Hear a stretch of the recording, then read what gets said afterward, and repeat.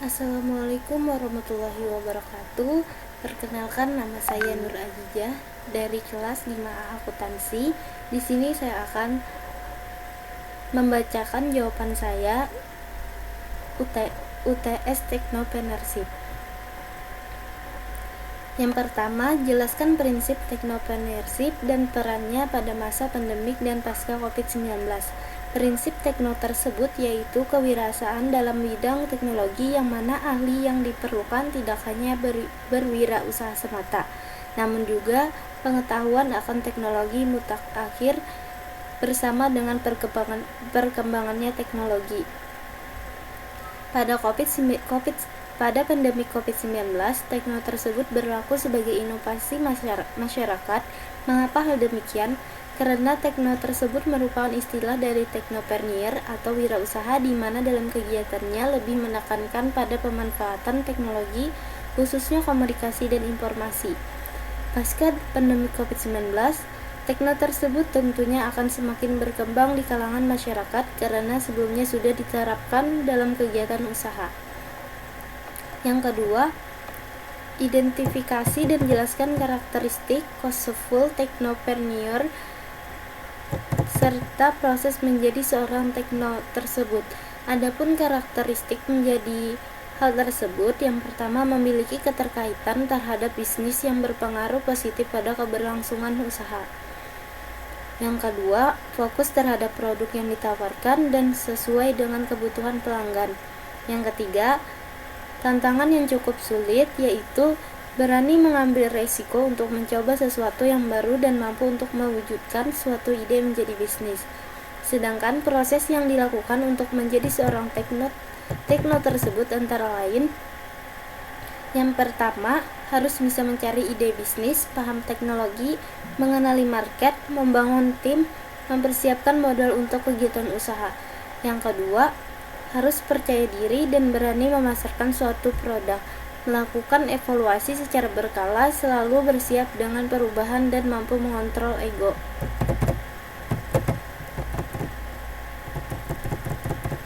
Yang ketiga, jelaskan peran technopreneurship dalam masyarakat yang semakin kompleks.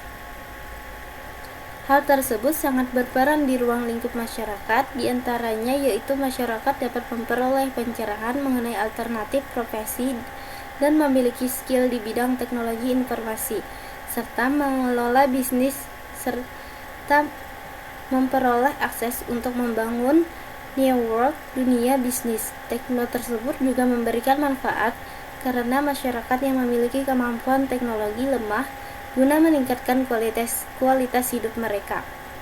Dengan demikian, tekno sangat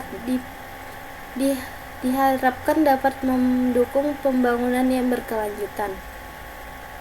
Yang keempat, jelaskan pentingnya memulai usaha baru dan strategi yang diperlukan untuk mengidentifikasi peluang bisnis. Dikarenakan banyak peluang bisnis yang tidak diusahakan kemungkinan besar akan berhasil dan jika diusahakan kemungkinan besar akan berhasil dan berjalan dengan lancar. Namun untuk mendapatkan keberhasilan tersebut diperlukan identifikasi terhadap peluang bisnisnya. Ada sebagai penunjang dalam memulai bisnis terutama untuk pemula. Adapun strategi yang diperlukan untuk mengidentifikasi diantaranya: yang pertama, melakukan analisis SWOT. Hal tersebut untuk membantu dalam melihat apa saja potensi yang dapat berkembang dan sebuah usaha yang dijalankan. Yang kedua, menentukan target pasar.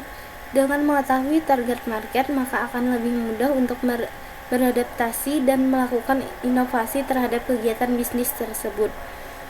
Yang ketiga, melakukan perhitungan anggaran.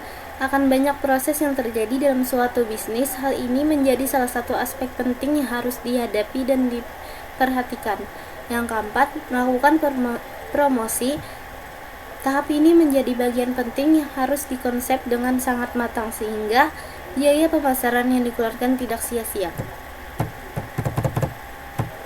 Yang kelima, sebutkan dan jelaskan langkah-langkah kreatif dan mengidentifikasi peluang bisnis.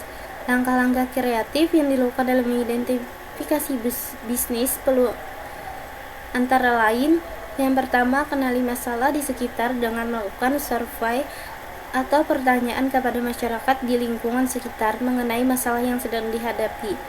Yang kedua, cari tahu bidang keahlian atau minat diri karena akan memudahkan kita apabila bisnis dan menjalankan usaha sesuai passion dan minatnya.